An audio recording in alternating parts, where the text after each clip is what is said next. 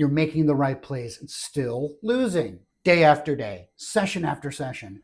You moved up to challenge yourself, but now you're questioning everything. Welcome to Variance at the higher stakes. But what does that actually mean at the poker table? Let's break it down, not just to play better, but to think better. Hey, it's Jason Velasco over at Balanced Poker. And if you've ever thought, why am I losing more as I get better? This one is for you. Moving up isn't just about deeper stacks or tougher opponents. It's about confronting the truth. Variance isn't the enemy, it's the test. And most players fail not because of bad luck, but because they don't know how to handle it. One of our viewers, Jamal, wrote this: I've been focusing on climbing up in stakes, but I keep getting discouraged by variance. Do you have any quick tips on how to handle those swings so I don't lose motivation? Well, Jamal, this is real. And what you're feeling, thousands of players at mid to high stakes are feeling it too. So let's talk about it. First off, let's get two things straight. Even elite crushers go through massive downswings. Doug Pope once documented a $1.2 million downswing while still playing optimally.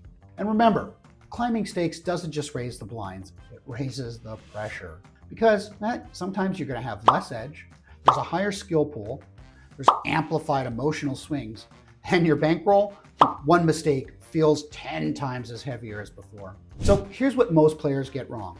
They say, well, if I'm playing well, I should be winning. Well, that's false. Skill is a long-term edge. Variance lives in the short term. I must be doing something wrong if I'm losing. Maybe, but more than likely, you're mistaking variance for leaks and adjusting when you shouldn't.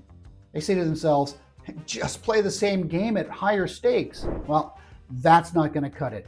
The regs are smarter, the spots are tougher, and your strategy has to evolve. And so does your mindset. If this is hitting home, you're not alone. At Balanced Poker, we unpack the mental game, the strategy game, and the reality check most poker channels skip. If you're ready to stop blaming variance and start mastering it, hit subscribe. More truth, less tilt. Let's build a mindset that wins at every level. So what do you do when climbing the stakes feels like free falling? Well, first off, remember your bankroll. Bankroll is your lifeline. At 10 NL, a 30 buy-in downswing stinks. At 1K NL, it can destroy your confidence or your poker career. Protect your bankroll like it's sacred. And number two, remember the mental game is your edge. Theodore Holtz credits meditation for surviving emotional swing on his way to the high rollers. Meditation is very important to me as well. Tilt isn't a weakness, it's unprocessed stress.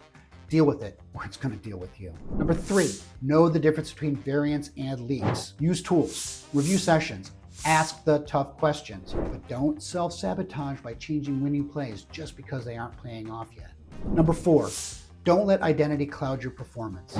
The moment you define yourself by results, you're vulnerable. Detach, evaluate decisions, trust the process. And finally, number five, move back down smartly.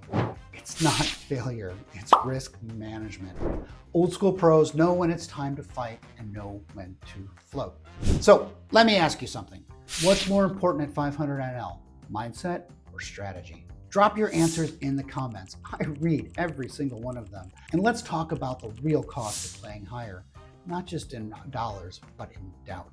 So Jamal, thank you for the question. And remember, everyone else, if you're serious about moving up and staying up, don't just train your ranges, train your resolve. Subscribe for more real talk like this. We really could use your support. And remember, most players think variance is what happens when luck goes bad. But variance is just poker revealing the truth over time. The question is, can you survive the waiting?